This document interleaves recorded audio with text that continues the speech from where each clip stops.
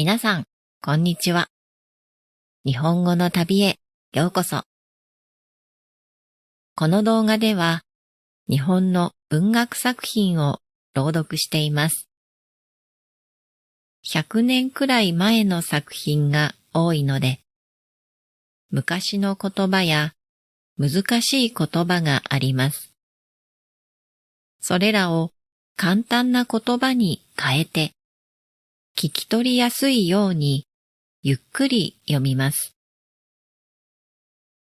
すぐに物語を聞きたい人は、概要欄の目次をクリックして先に進んでください。また、読むスピードが遅いと思う人は、YouTube の設定で好きな再生速度に調整してくださいね。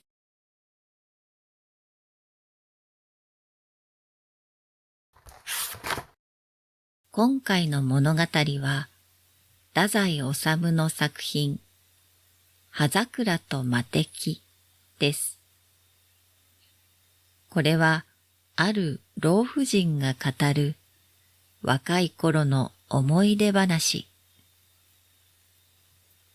病気で死を待つ妹に届いた手紙と、妹を大切に思う姉の物語です。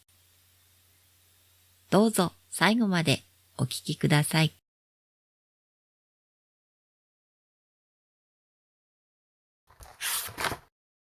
葉桜と魔敵、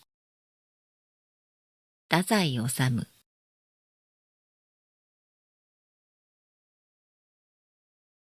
桜が散ってこのように葉桜の頃になると、私は必ず思い出します。と、その老婦人は語る。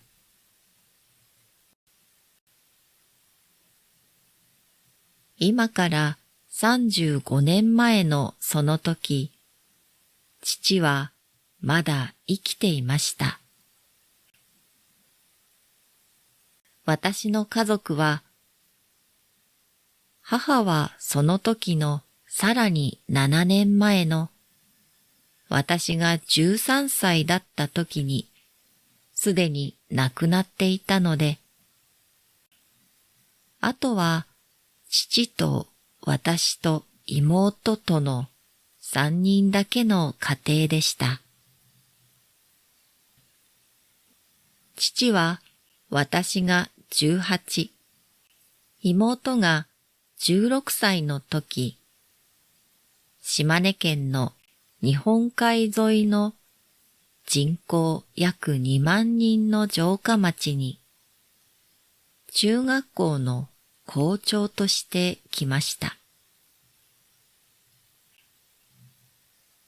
ちょうどいい家がなかったので、町外れの山に近いところに一つ離れてポツンと立っているお寺の離れを2部屋借りました。そして6年後に松江の中学校に転任するまでずっとその離れに住んでいました。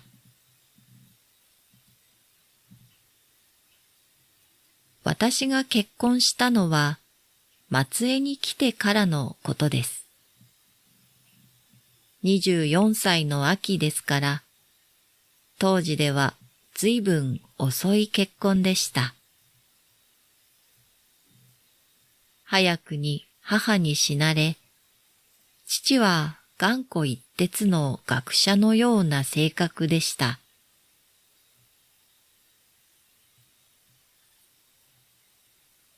世の中のことには詳しくなくて、もし私がいなくなれば、家族の生活がうまくいかなくなることがわかっていました。だから私は、それまでにいくつも結婚の話があったのですが、家を捨ててまでお嫁に行く気が起こらなかったのです。せめて妹さえ丈夫だったなら、私も少し気楽だったのですが、妹は私に似ないで大変美しく、髪も長く、とてもよくできるかわいい子でした。でも体が弱く、その城下町へ引っ越して2年目の春、私が20歳の時、妹は18歳で死にました。これはその頃のお話です。妹はもうかなり前から体が良くなかったのです。腎臓結核という悪い病気で、それに気がついた時には、両方の腎臓がもう病に虫食われてしまっていたのだそうです。医者も余命は100日以内とはっきり父に言いました。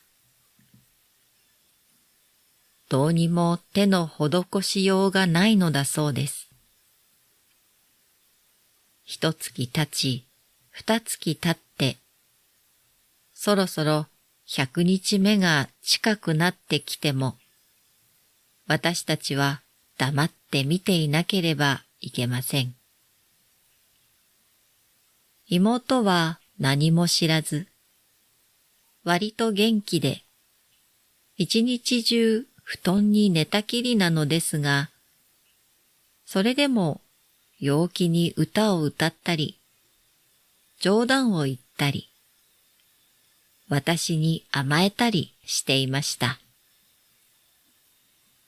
これがあと3、40日経つと死んでいくのだ。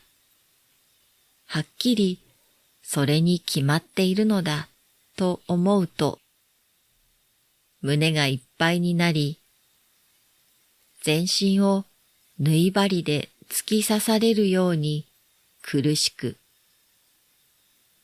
私は気が狂いそうになってしまいます。3月、4月、5月。そうです。5月の半ば。私はあの日を忘れません。野原も山も新緑で、裸になってしまいたいほど暖かい日でした。私には新緑が眩しく、目にチカチカと痛くて、一人いろいろ考え事をしながら、着物の帯の間に片手をそっと刺して、うなだれて野道を歩いていました。考えること考えること、みんな苦しいことばかりで、息ができなくなるくらいでした。私は身もだえしながら歩きました。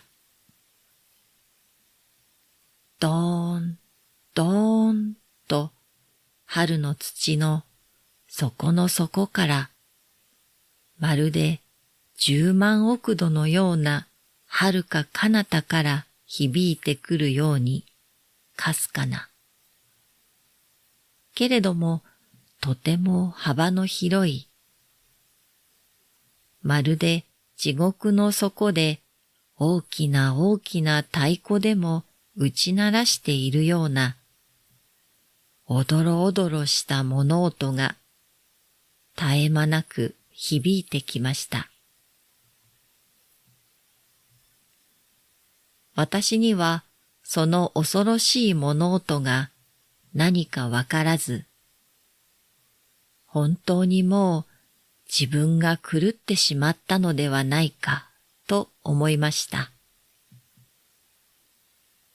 そのまま体が固まって立ちすくみ、突然、わーっと大声が出て、立っていられず、ぺたんと草原に座って思い切り泣いてしまいました。後で知ったことですが、あの恐ろしい不思議な物音は、日本海大海戦の軍艦の大砲の音だったのです。東郷提督の命令で、ロシアのバルチック艦隊を一挙に撃退するための大激戦の最中だったのです。ちょうどその頃ですものね。海軍記念日は今年もまたそろそろやってきます。あの海岸の城下町にも大砲の音がおどろおどろ聞こえてきて、町の人たちも生きた心地がしなかったでしょう。でも私はそんなこととは知らず、ただもう妹のことで頭がいっぱいで、半分気違いのようでした。だからその音が不吉な地獄の太鼓のような気がして、長い間草原で顔も上げずに泣き続けていました。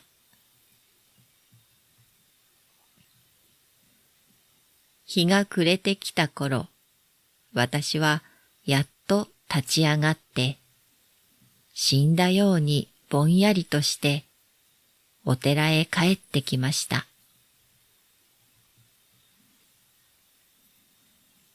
姉さん、と妹が呼んでいます。妹もその頃は痩せ衰えて力なく、自分でもうすうすもうそんなに長くないことを気づき始めている様子で、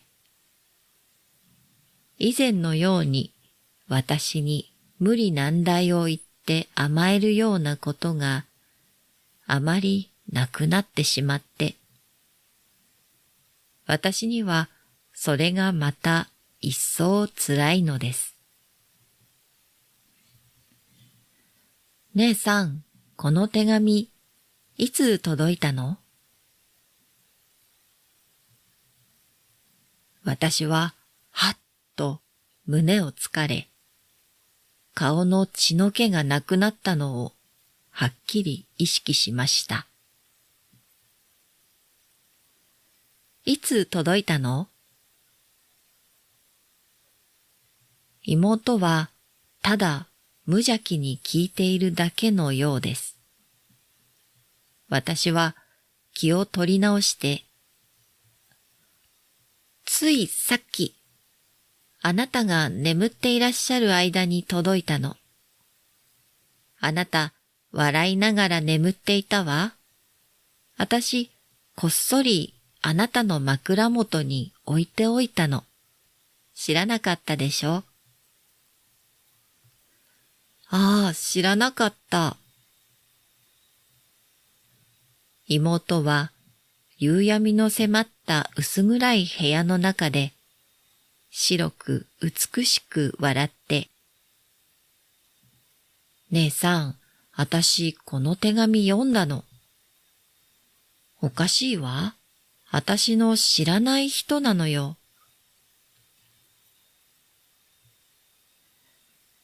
知らないはずはない。私はその手紙の差出人の MT という男の人を知っています。ちゃんと知っていたのです。いいえ、お会いしたことはないのですが、私がその5、6日前、妹のタンスをそっと整理して、その時に一つの引き出しの奥底に一束の手紙が緑のリボンできっちり結ばれて隠してあるのを発見しました。そしていけないことでしょうけれども、リボンをほどいて見てしまったのです。およそ30通ほどの手紙、全部がその MT さんからのお手紙だったのです。もっとも手紙の表には MT さんのお名前は書かれていません。手紙の中にちゃんと書かれているのです。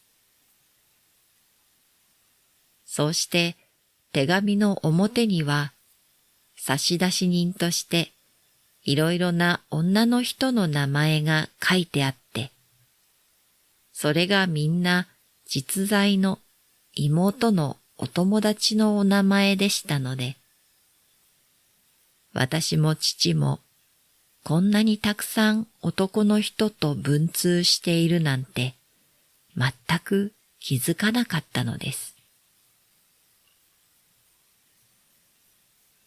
きっとその MT という人は用心深く妹からお友達の名前をたくさん聞いておいて、次々とその数ある名前を使って手紙をよこしていたのでしょう。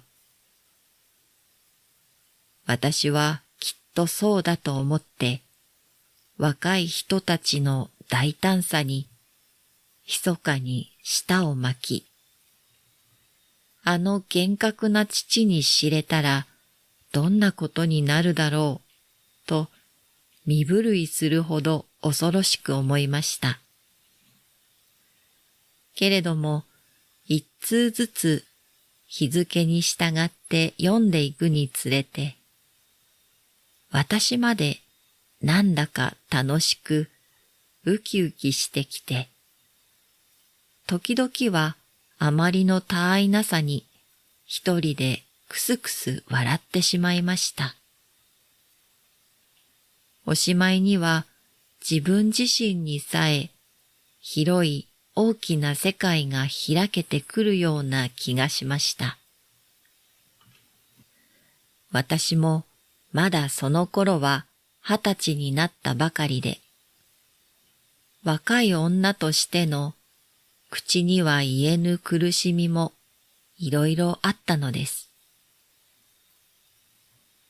30通余りのその手紙をまるで谷川が流れ走るような感じでぐんぐん読んでいって、去年の秋の最後の一通の手紙を読みかけて、思わず立ち上がってしまいました。雷に打たれた時の気持ちってあんなものかもしれません。のけぞるほどにぎょっとしました。妹たちの恋愛は心だけのものではなかったのです。もっと醜く進んでいたのです。私は手紙を焼きました。一通残らず焼きました。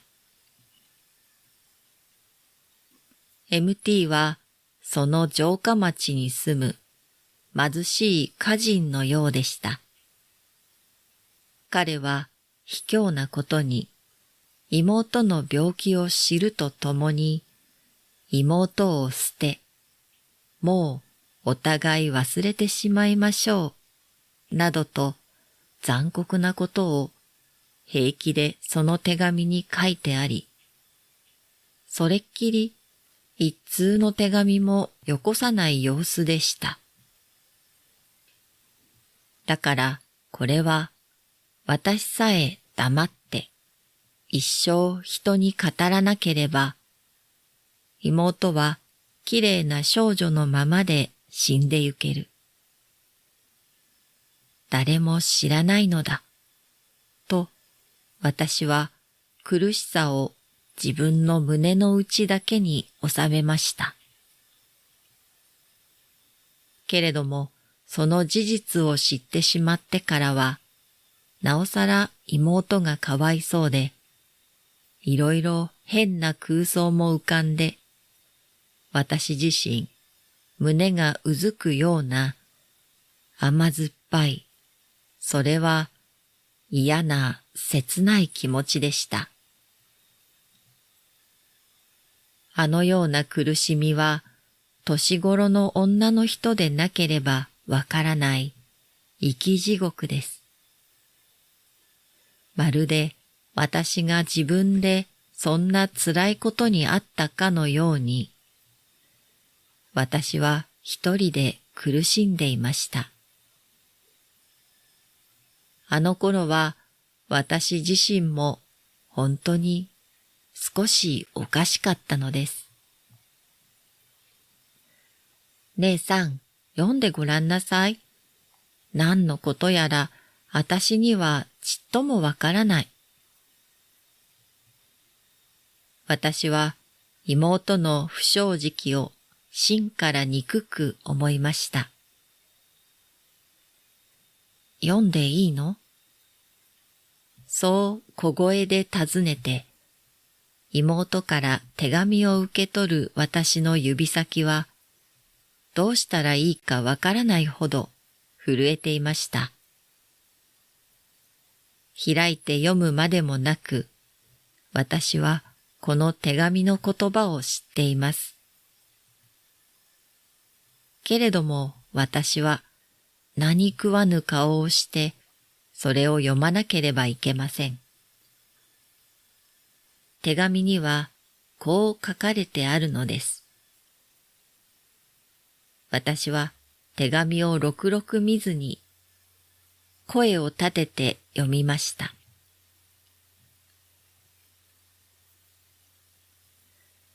今日はあなたにお詫びを申し上げます。僕が今日まで我慢してあなたにお手紙を差し上げなかったわけは、すべて僕の自信のなさからです。僕は貧しく無能です。あなた一人をどうしてあげることもできないのです。ただ言葉で、その言葉には少しも嘘はないのですが、ただ言葉であなたへの愛の証明をするより他には何一つできぬ、僕自身の力のなさが嫌になったのです。あなたを一日も、いや夢にさえ忘れたことはないのです。けれども僕はあなたをどうしてあげることもできない。その辛さで僕はあなたとお別れしようと思ったのです。あなたの不幸が大きくなればなるほど、そうして僕の愛情が深くなればなるほど、僕はあなたに近づきにくくなるのです。おわかりでしょうか？僕は決してごまかしを言っているのではありません。僕はその気持ちは僕自身の正義の責任感からだと考えていました。けれどもそれは僕の間違い。僕ははっきり間違っていました。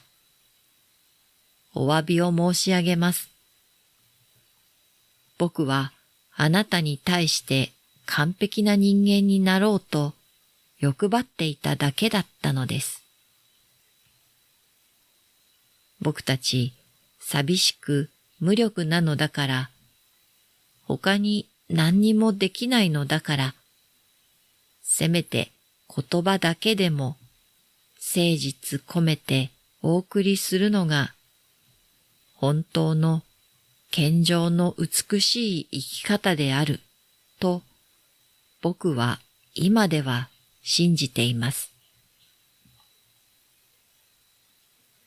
常に自分にできる限りの範囲でそれを成し遂げるように努力すべきだと思います。どんなに小さいことでもよい。タンポポの花一輪の贈り物でも、決して恥じずに差し出すのが、最も勇気ある男らしい態度であると信じます。僕はもう逃げません。僕はあなたを愛しています。毎日毎日歌を作ってお送りします。それから毎日毎日あなたのお庭の塀の外で口笛を吹いてお聞かせしましょう。明日の晩の6時には早速口笛、軍艦マーチを吹いてあげます。僕の口笛はうまいですよ。今のところ、それだけが僕の力でわけなくできる奉仕です。お笑いになってはいけません。いや、お笑いになってください。元気でいてください。神様はきっとどこかで見ています。僕はそれを信じています。あなたも僕も共に神の寵児です。きっと美しい結婚ができます。まちまちて今年咲きけり桃の花。白と聞きつつ花は紅になり。僕は勉強しています。すべてはうまくいっています。ではまた明日。MT。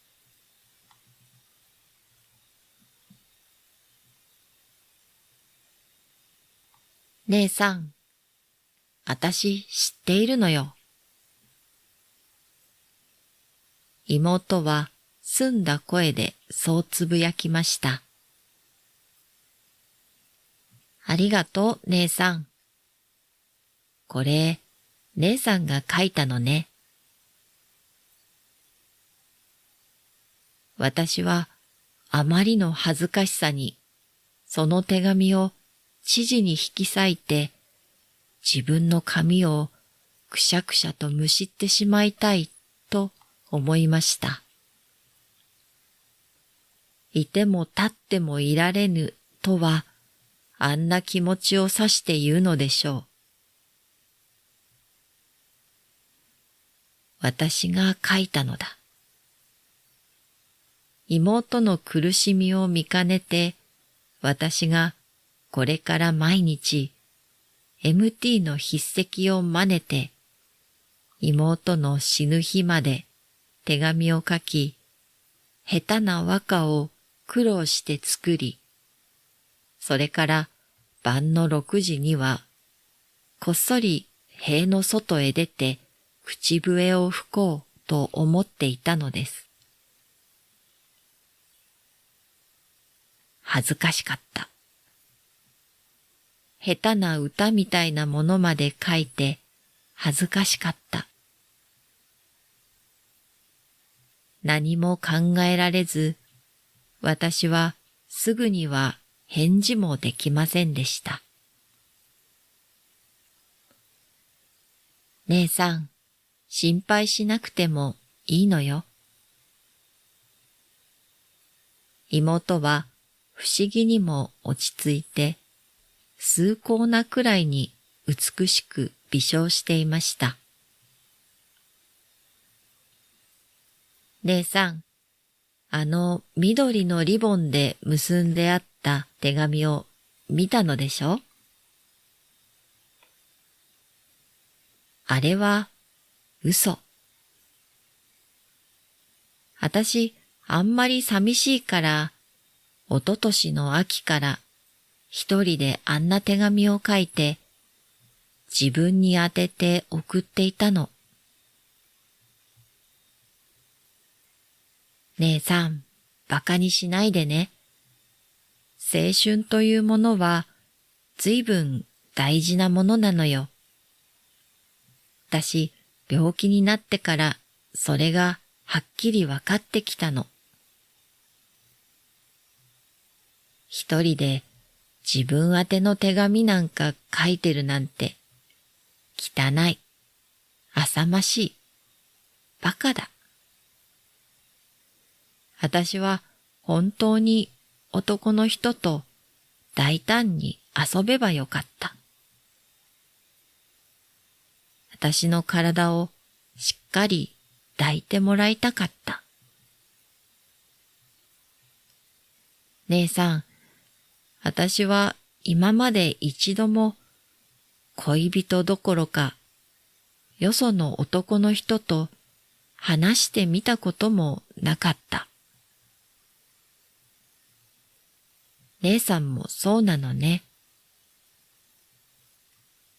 姉さん、私たち間違っていた。真面目すぎた。ああ、死ぬなんて嫌だ。私の手が、指先が、髪がかわいそう。死ぬなんて嫌だ。嫌だ。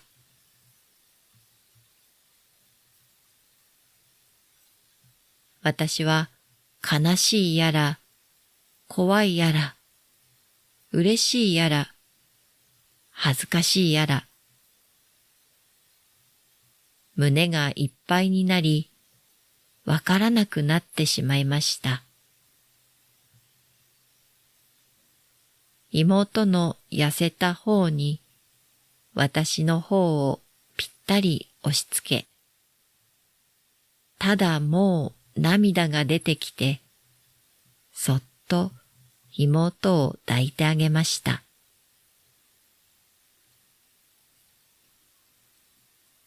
その時、ああ、聞こえるのです。低く、かすかに。でも、確かに。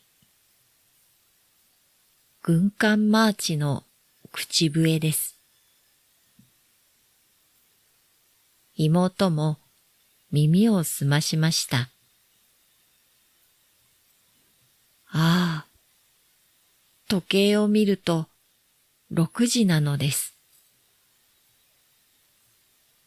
私たちは言葉にできない恐怖に強く強く抱き合ったまま、身動きもせず、そのお庭の葉桜の奥から聞こえてくる不思議なマーチに耳を澄ましていました。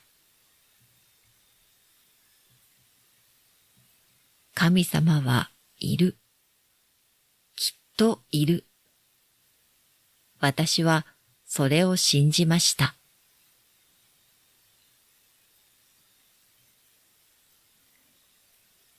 妹はそれから3日目に死にました。医者は不思議そうにしていました。あまりに静かに早く息を引き取ったからでしょう。けれども私はその時驚かなかった。何もかも神様のおぼし飯だと信じていました。今は年をとってもろもろの物欲が出てきてお恥ずかしいことです。信仰とやらも少し薄らいできたのでしょうか。あの口笛を吹いたのはひょっとしたら父だったのではないだろうかと、なんだかそんな疑いを持つこともあります。学校の仕事からお帰りになって、隣のお部屋で私たちの話を立ち聞きして、かわいそうに思い、厳格な父としては、一世一代のお芝居をしたのではないだろうか、と思うこともありますが、まさかそんなこともないでしょうね。父が生きているなら聞くこともできるのですが、父が亡くなってもうかれこれ15年にもなりますものね。いや、やっぱり神様のお恵みでしょう。私はそう信じて安心したいのですけれども、どうも年を取ってくると物欲が起こり、信仰も薄らいできていけないと存じます。